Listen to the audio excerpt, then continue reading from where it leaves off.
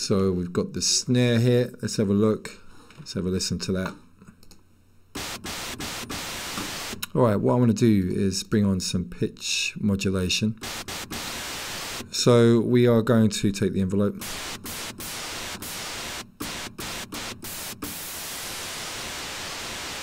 Nah, you know what? It's not working, is it? Of course, because noise is not something that is pitched, you know.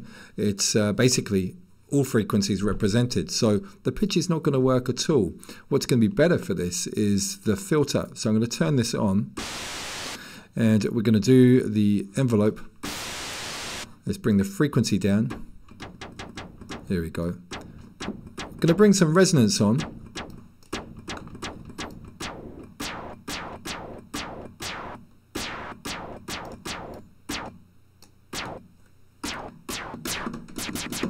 Just playing out the keyboard. There is a little bit of a difference.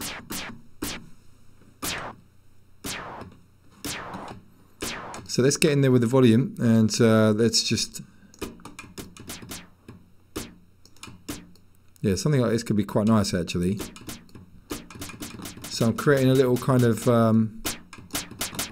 it's kind of like a half clap, half snare in a way. Very much like a Kraftwerky kind of snare from back in the day. Let me see how that sits on top.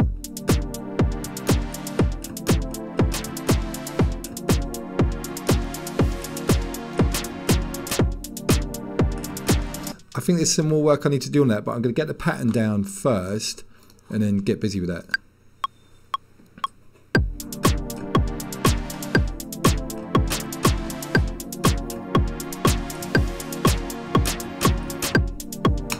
Okay, let's have a look.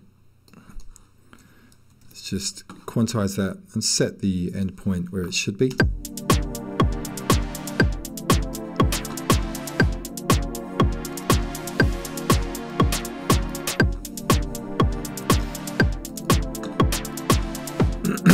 Yeah, that's good, but I'm still not happy with the snare sound. Let me just get this in here.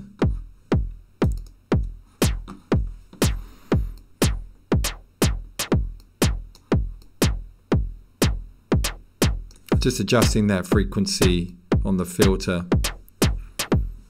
Yeah, I like that. I'm going to add some reverb onto this. So where are we?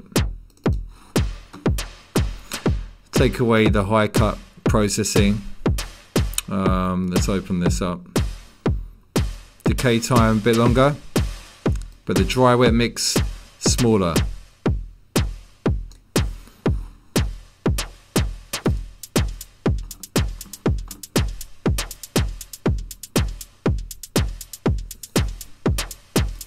A little bit too much of the effect. I think I'll take the decay time shorter too. That's better. So it's not so swamped out as before.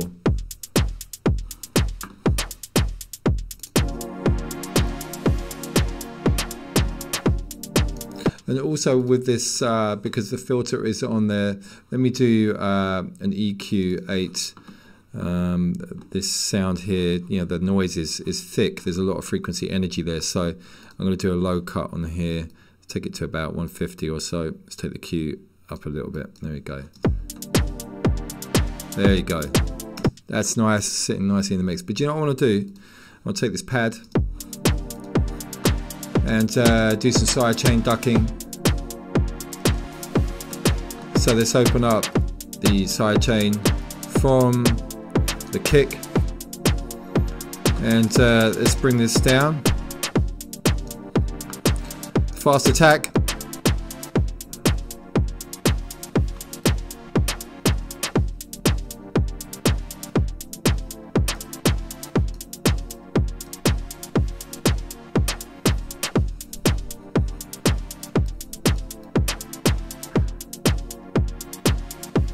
Yeah, I like that.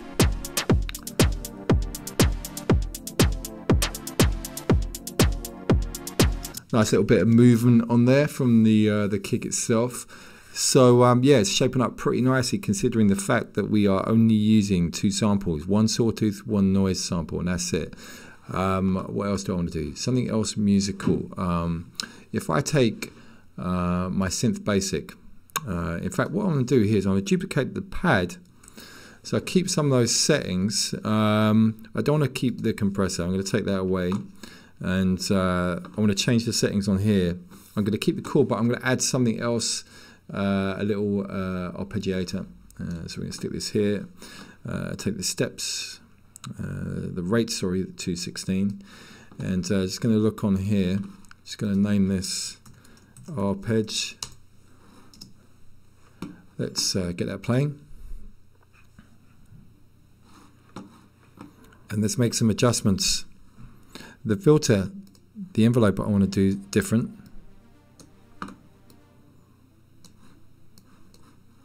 Okay, let's take the volume. There you go. Get in there. Right, wicked. This is the kind of stuff that I want to get actually on here. Nice kind of little synth arpeggio flavor going on there.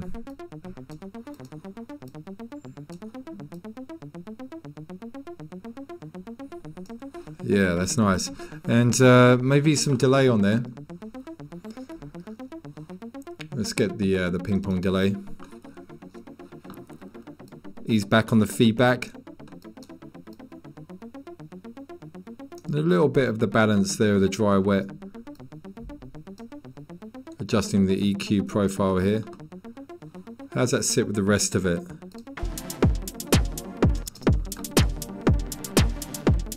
Right, now, you know what it is? The track delay here, because I duplicated that, that's just taking everything out of sync. So I've taken that back to 0. Let's have a listen now.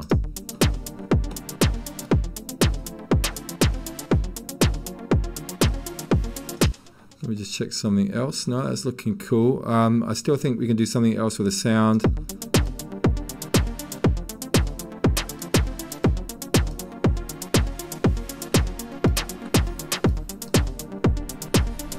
Let's take the spreader off. More clarity now.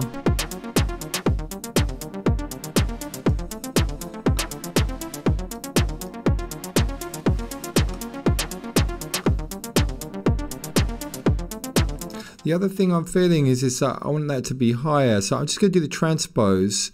So I'm going to do it plus 14. Let's have a listen to that. Maybe 30. Maybe 10. Yeah, of course. Sorry, it's my maths. I messed up on that because remember that the original sample was D, had to be transposed -2. So now we've got 10 to take it out of the octave.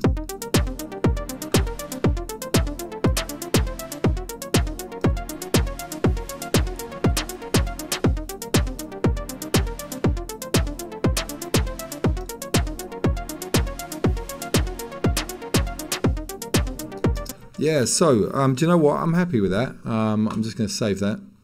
So just goes to show the possibilities with just a couple of sampled waveforms.